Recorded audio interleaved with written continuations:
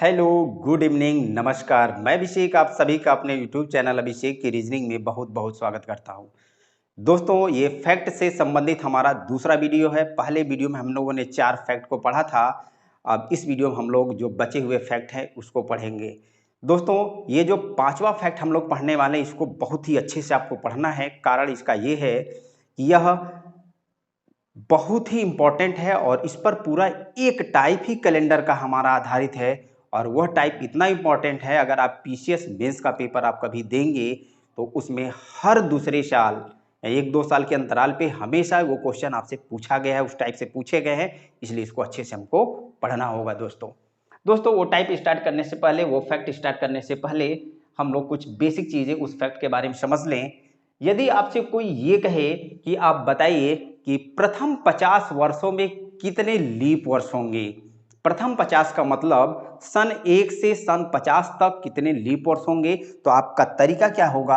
आप तो यही ना करेंगे कि 50 में क्या करेंगे भाई, 4 साल पे लीप वर्ष आता है तो 50 में 4 से भाग दे देंगे, है कि नहीं। जी बिल्कुल सही है आपके। 4 एकम 4, 1 0, 4 दूना 8, 4 दूना 8, यानी लीप वर्ष कितने हमारे हो जाएंगे, 12 हो जाएगा लीप वर्ष। इसी तरह अगर आपसे ये कोई पूछ ले कि बताइए प्रथम 70 वर्षों में कितने लीप वर्ष होंगे, क्या करेंगे, 70 में 4 से भाग दे करके आप याद कर लेंगे। इसी तरह अगर आपसे कोई ये पूछे, आप बताइए सन प्रथम 100 वर्षों में कितने लीप वर्ष होंगे, प्रथम 100 वर्ष, तो प्रथम 100 वर्ष का मतलब आप फिर वही करेंगे कि 100 में क्या करेंगे, 4 से भाग दे देंगे, तो 4 दूना 8, 2 10 और 4 पचे 20, पूरा का पूरा कट गया, यानी लीप वर्ष हमारे कितने हो गए, 25। जी नहीं, लीप वर्ष हमारे 25 नहीं होंगे। तो यहाँ पे हमारा आंसर क्या होगा, आप इसको ध्यान से देखिएगा कि 25 क्यों नहीं होगा, आखिर इसका आंसर कितना होगा, इसको हमको समझना है। दोस्तों, सन 1 से 100 तक में आपको लीप वर्ष ज्ञात करना है। तो आपने क्या किया, यहाँ पे सन 1 भी है, उसको भी 4 से भाग दिया 2 को भी आपने 4 से भाग दिया, 3 को भी 4 से भाग दिया, सन 4 को भी 4 से भाग दे दिया, सन 10 को भी 4 से भाग दे दिया, सन 50 को भी 4 से भाग दे दिया, सन 90 को भी 4 से भाग दिया, सन 99 को भी 4 से भाग दे दिया, और सन 100 को भी यहाँ पर कितने से भाग दे दिया सर, 4 से। तो दोस्तों आप बताइए, क्या सन 100 को 4 से भाग दिया जाता है। जी नहीं, हमने आपको पहले ही बताया है, दूसरे भी वीडियो में आपको बहुत ही डिटेल में हमने वहां पे समझाया था कि यदि कोई शताब्दी वर्ष है तो शताब्दी वर्ष को 4 से नहीं, कितने से भाग देते, 400 से भाग देते हैं। दोस्तों हम क्या करेंगे, यहाँ पे सन 100 को अलग से 400 से भाग दे करके हमको चेक करना होगा। तो बताइए, क्या सन 100 लीप वर्ष हुआ, नहीं हुआ लीप वर्ष। यानी एक से लेके 100 सालों में, ठीक, ये सन 100 हमारा पहला एक शताब्दी वर्ष पड़ रहा है, तो यह शताब्दी वर्ष जो है ये हमारा लीप वर्ष नहीं है।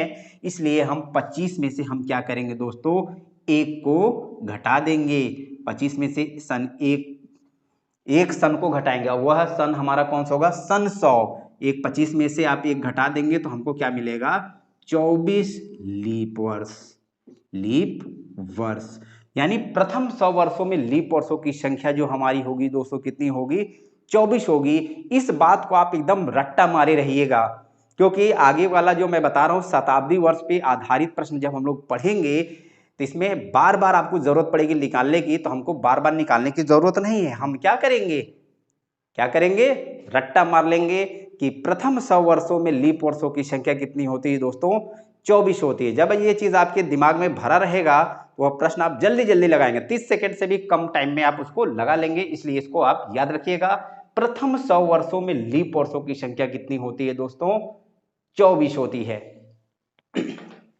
तो चलिए अब जो हम लोग का 5वां फैक्ट है, अब उसको हम लोग देखते हैं। 5वां फैक्ट हमको ये देखना है दोस्त कि शताब्दी वर्ष में हम विषम दिन कैसे ज्ञात करते हैं। किसी शताब्दी वर्ष में हम विषम दिन कैसे ज्ञात करते हैं। तो भाई आपको पता है कि एक शताब्दी में कितने वर्ष होते हैं, जल्दी बताइए। एक शताब्दी वर्ष में 100 वर्ष होते हैं। एक शताब्दी वर्ष में, एक शताब्दी वर्ष में कितने वर्ष होते हैं? 100 वर्ष होते हैं दोस्तों, 100 वर्ष होते हैं। एक शताब्दी में कितने वर्ष होते हैं? 100 वर्ष होते हैं। तो अगर 100 वर्ष होता है तो 100 वर्ष में कुछ साधारण वर्ष होगा और कुछ लीप वर्ष होगा कि नहीं? कुछ लीप वर्ष होंगे और कुछ साधारण वर्ष होंगे। तो बताइए 100 वर्ष में कितने लीप वर्ष होते हैं? अभी कुछ देर पहले 5 सेकंड पहले हमने पढ़ा है कि प्रथम 100 वर्षों में लीप वर्षों की संख्या कितनी होती है? 24 होती है। कितनी होती है? 24। 100 वर्षों में लीप वर्ष 24 हो जाएगा। जब 100 वर्ष में 24 लीप वर्ष हो जाएगा तो साधारण वर्ष कितना हो जाएगा? 100 में से 24 घटा दीजिए, कितना हो जाएगा? 76। कितना? 76 साधारण वर्ष हो जाएगा। यानी 76 साधारण वर्ष हो गया और 24 कितना हो जाएगा? हमारा लीप वर्ष।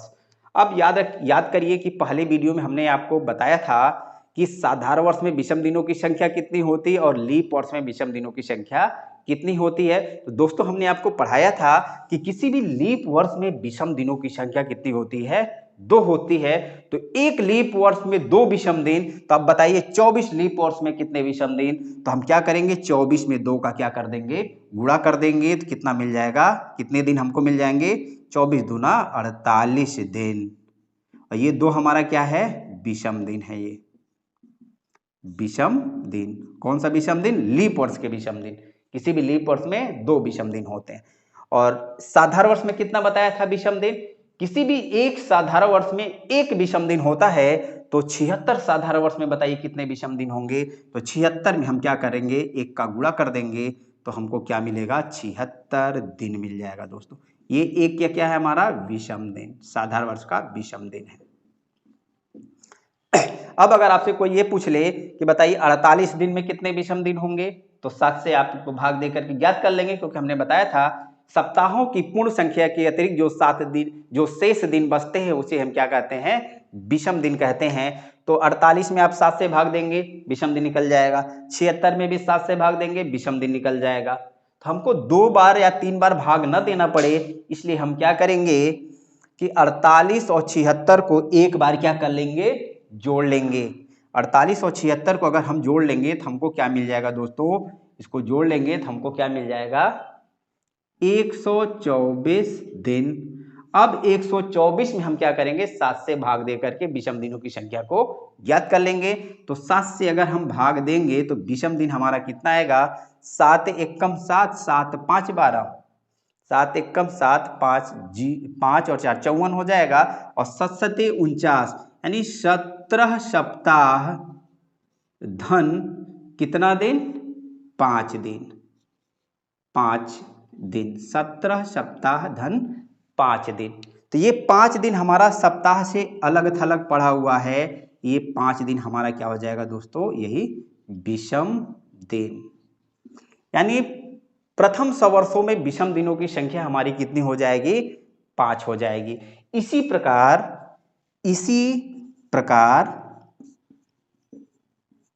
200 वर्षों में अगर आपसे पूछा जाए तो 200 वर्षों में विषम दिनों की संख्या बराबर हो जाएगी 5 गुणे 2 बराबर कितना? 10 दिन। और 10 दिन को हम लोग क्या लिख सकते हैं? 1 सप्ताह प्लस 3 दिन। और ये 3 दिन हमारा क्या हो जाएगा? विषम दिन हो जाएगा दोस्तों, विषम दिन। इसी प्रकार 300 वर्षों में अगर पूछा जाए, 300 वर्षों में विषम दिन बराबर क्या करेंगे? 5 गुणे 3, ये बराबर 15 दिन। और 15 दिन को हम लोग क्या लिख सकते हैं? 2 सप्ताह धन 1 दिन। तो ये हमारा विषम दिन कितना हो जाएगा? इसमें 1 दिन, 1 विषम दिन हो जाएगा। इसी प्रकार यदि आपसे 400 वर्षों में पूछ लिया जाए तो हम क्या करेंगे? 400 वर्षों में अगर आपसे पूछ लिया जाए, 400 वर्षों में बराबर क्या करेंगे? 5 गुणे 4। दोस्तों इसको ध्यान से समझिएगा, यहाँ पे समझने वाली बात है।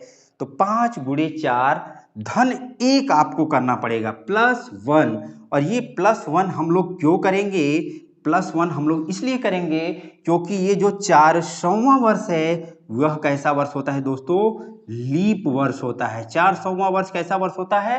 लीप वर्ष होता है। और आपको पता है लीप वर्ष में एक दिन हमारा बढ़ जाता है, इसलिए 4 गुणे 5 धन हम लोग क्या करेंगे? 1 करेंगे। तो 4 गुणे 5 धन 1 जब करेंगे तो हमको क्या मिलेगा? 21 दिन। और 21 दिन को हम लोग क्या लिख सकते हैं दोस्तों?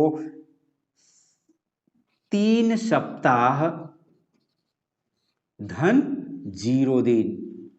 3 सप्ताह धन 0 दिन। तो हमारा 400 वर्षों में लीप वर्षों की संख्या कितनी हो जाएगी? 0 विषम दिन। दोस्तों अभी जो हम लोगों ने शताब्दी वर्ष के विषम दिनों को जो निकाला है तो उसके बारे में एक चीज आप जान लीजिए। किसी भी शताब्दी के जो विषम दिन होते हैं वह किसी शताब्दी के अंतिम दिन की तरफ संकेत करते हैं।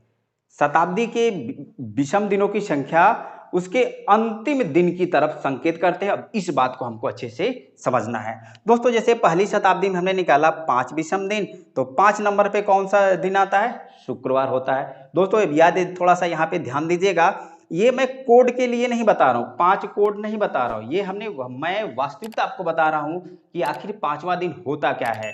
पहला दिन सोमवार, इस प्रकार 5वां दिन क्या हो जाएगा? शुक्रवार। इसी तरह 200 वर्षों में विषम दिनों की संख्या हमने निकाला 3, तो 3 नंबर पे कौन सा दिन होता है? तीसरा दिन बुधवार होता है। इसी तरह 300 वर्षों में विषम दिनों की संख्या हमने 1 निकाला, तो पहला दिन हमारा क्या होता है? सोमवार होता है। 400 वर्षों में विषम दिनों की संख्या हमारी 0 आई।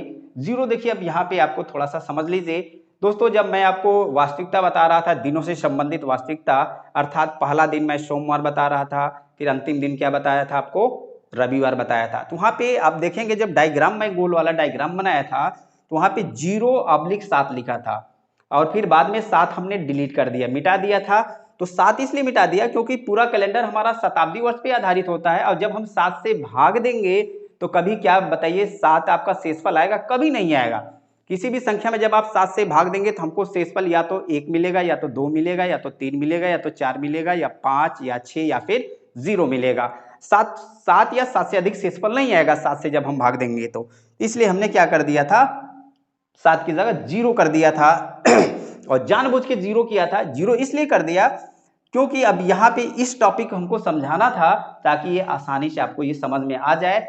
और ये चीज बिना, जैसे अभी तो हमने पीछे आपको देखेगा तो 10-15 मिनट में मैंने आपको पूरा समझाया, लेकिन वो इसलिए समझा दिया कि आपका कॉन्सेप्ट क्लियर है। बाकी आपको 10-15 मिनट नहीं लगेगा, मुश्किल से 2 सेकंड लगेगा उस कॉन्सेप्ट को याद करने में, तुरंत आपको ये चीजें पता हो जाएगी। और क्योंकि मैंने आपसे वादा भी किया था कि आपको फैक्ट याद करने की जरूरत नहीं है, बस मैंने पूरा कॉन्सेप्ट आपको समझा दिया कि ऐसे ऐसे चीजें होती हैं, लेकिन हमको इतना टाइम नहीं लगेगा, मात्र 2 सेकंड में हम पूरा फैक्ट याद कर लेंगे, तैयार हो जाएगा हमारा। अब देखिए इसका मतलब ये हो गया। अब क्वेश्चन यहाँ से बहुत इंपॉर्टेंट, एसएससी वगैरह आप देख लेंगे, एसएससी हो गया, यूपीएसआई हो गया, इसमें सब क्वेश्चन पूछे गए हैं।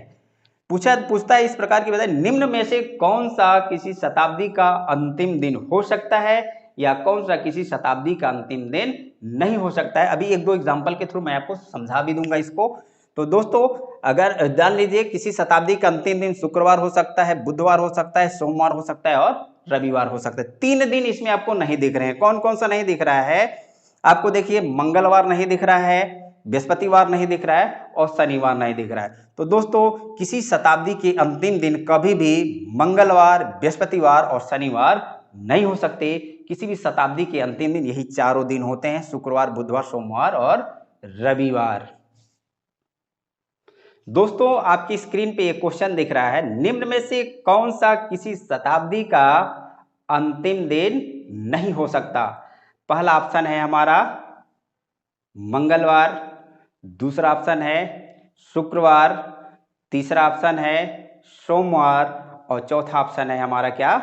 रविवार। पूछा गया निम्न से कौन सा किसी शताब्दी का अंतिम दिन नहीं हो सकता, तो दोस्तों हमारा पहला आंसर हो जाएगा कौन सा दिन? मंगलवार किसी शताब्दी का अंतिम दिन नहीं हो सकता। तो अभी हम लोगों ने अभी पढ़ा है कि किसी भी शताब्दी का अंतिम दिन या तो शुक्रवार होगा, या तो बुधवार होगा, या तो सोमवार होगा, या फिर रविवार होगा। दोस्तों अब देखिए, अब इसको याद कैसे करेंगे हम लोग। ये 15 मिनट का टाइम नहीं लेंगे, उसको निकालेंगे दुनिया भर का, फिर याद करेंगे। उतना टाइम थोड़ी ना एग्जाम में। हमको क्या करना है, 2 सेकंड में याद कर लेना। कैसे दोस्तों, आपको बहुत पहले जब मोबाइल चली थी, नई नई जब मोबाइल सबके पास आई थी, तो उस समय एक नोकिया का सेट आया था। नोकिया का सेट कौन सा था, नोकिया NOKIA। नोकिया कौन सा, 5310 एक सेट आया था। कौन सा, 5310। तो बस आप यही याद रखिएगा, नोकिया 5310। अगर 5310 आपको पता है तो जो अभी 10 मिनट हमने बताए वो सब करने की जरूरत नहीं है, सबको याद होगा। नोकिया 5310 आया था कि नहीं, आया था, याद करिएगा। नहीं अगर आपको पता है तो अपने घर में पूछिएगा किसी से, नोकिया 5310 सेट था कि नहीं, तो था। तो 5 नंबर पे कौन सा दिन दोस्त, बताइए जल्दी। शुक्रवार। 5वां दिन कौन सा होता है, शुक्रवार। तीसरा दिन कौन सा होता है, बुधवार। पहला दिन कौन सा, सोमवार होता है। और अंतिम दिन कौन सा होता है, रविवार। नोकिया 5310 आप याद रखिए, 15 मिनट का काम खत्म हो जाएगा। और दोस्तों ये जो आपको चारों दिन बताया, शुक्रवार, बुधवार, सोमवार और रविवार, ये किसी शताब्दी के अंतिम दिन हो सकते हैं। और यही चारों दिन 400 वर्षों पे रिपीट होते हैं। हमने जब शताब्दी कोड आपको समझाया था तो वहां पे भी बताया 6420, 400 साल पे रिपीट हो रहा था। तो यहाँ पे भी शताब्दी वर्ष की बात हो रही है, तो ये भी 400 सालों पे क्या होगा, रिपीट होगा। अब हम लोग अगला फैक्ट देखेंगे। अंतिम दिन तो पढ़ लिया, शताब्दी वर्ष के अंतिम दिन। अब हम लोग देखेंगे किसी शताब्दी वर्ष के प्रथम दिन कौन कौन से हो सकते हैं। तो दोस्तों किसी शताब्दी वर्ष के प्रथम दिन सोमवार। सोमवार एक ऐसा दिन है जो दोनों में कॉमन होता है, वो अंतिम दिन भी होगा और प्रथम दिन भी होगा। और 3 दिन आपके हुए हो जाएंगे सोम, जो आपके अंतिम दिन नहीं थे वो हमारे क्या हो जाएंगे, प्रथम दिन। कौन कौन सा नहीं था, मंगलवार अंतिम दिन नहीं था, तो मंगलवार प्रथम दिन हो जाएगा। और क्या नहीं था, बृहस्पतिवार नहीं था अंतिम दिन, तो बृहस्पतिवार प्रथम दिन हो जाएगा। और क्या नहीं था, शनिवार नहीं था, तो शनिवार प्रथम दिन हो जाएगा। दोस्तों किसी शताब्दी के प्रथम दिन सोमवार, मंगलवार, बृहस्पतिवार और शनिवार हो सकते हैं। और जो 3 दिन आपको इसमें नहीं दिखाई दे रहे हैं, कौन कौन से 3 दिन नहीं दिख रहे हैं हमको, इसमें नहीं दिख रहा है हमको, कौन कौन सा, बुधवार, बुधवार, शुक्रवार और कौन सा दिन, रविवार। किसी शताब्दी के प्रथम दिन नहीं हो सकते। फिर से एक बार रिपीट कर दे रहा हूं, किसी शताब्दी के प्रथम दिन सोमवार। और सोमवार देखेंगे आप ध्यान से तो अंतिम दिन भी था, अंतिम दिन भी। सोमवार एक ऐसा दिन है जो दोनों में कॉमन होता है, सोमवार प्रथम दिन भी होगा और अंतिम दिन होगा। तो सोमवार, मंगलवार, बृहस्पतिवार और शनिवार, ये चारों किसी शताब्दी के अंतिम दिन हो सकते हैं। और यही चारों दिन 400 वर्षों पे पुनः रिपीट होंगे। और बुधवार, शुक्रवार और रविवार कभी किसी शताब्दी के प्रथम दिन नहीं हो सकते। दोस्तों अब इसको कैसे याद करना है, दोस्तों आप ध्यान दीजिए। तो ये ऐसे दिन है जिस दिन हम लोग बाल नहीं कटवाते हैं। क्या बताइए, मंगलवार को बाल कटवाते हैं आप, नहीं कटवाते हैं। बृहस्पतिवार को कटवाते हैं, नहीं कटवाते हैं। शनिवार को बाल कटाया जाता है, नहीं कटाया जाता है। और रही बात सोमवार की बात, तो सोमवार के बारे में आप एक चीज जान लीजिए कि सोमवार में को हिंदू धर्म में बताया गया है, यदि आपका पहला बच्चा लड़का होता है तब आप बाल नहीं कटवा सकते, और अगर लड़की होती है तो आप बाल कटवा सकते हैं। तो सोमवार को भी बाल नहीं कटवाया जाता है। अगर एक दृष्टि देखा जाए तो जिस जिस दिन आप बाल नहीं कटवाते हैं वो हमारा किसी शताब्दी का प्रथम दिन हो सकता है। देखिए बहुत ही आसानी तरीके से, आपको बहुत कुछ भी नहीं करना है, आराम से याद हो गया। ये तो आपको पहले से पता है कि किस किस दिन बाल आप नहीं कटाते हैं, तो ऑलरेडी आपको पता है। तो आज के लिए बस इतना ही करते हैं, बाकी का वीडियो हम लोग नेक्स्ट पार्ट में देखेंगे। थैंक यू, जय हिंद, जय भारत।